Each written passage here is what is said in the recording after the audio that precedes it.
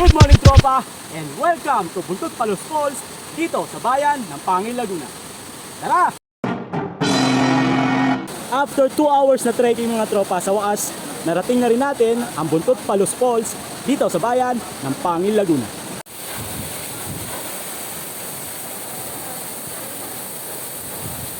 Pag pumunta nga pala kayo dito mga tropa, wala tayong cottage. Mga pagkain nyo ay doon lang nakalatag sa mga naglalaki ang mga bato. So pipili na lang kayo ng pwesto kung saan nyo gusto. At the same time, wala kayong problema sa tubig dahil mayroong mga bukal na pwedeng inumin.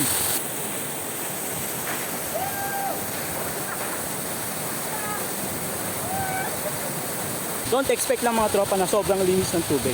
Para lang siyang Hulugan Falls, hindi siya katulad ng Kilangin Falls. At the same time mga tropa, nakakalungkot mga aminin, maraming basura dahil walang nangangalaga dito, walang sumisita, walang bantay.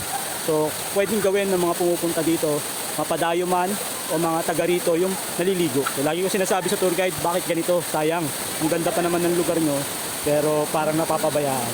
So sana magawa ng aksyon ng pamahalaan ng Pangil para preserba yung ganda nitong Buntot Palos Falls.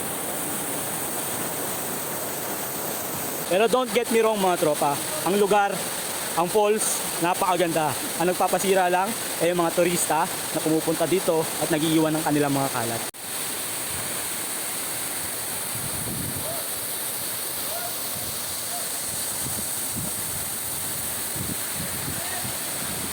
So there you have it mga tropa, mula dito sa Buntot Palos Falls ng Pangil, Laguna. Buti pa si Tonton. Peace! Bye-bye!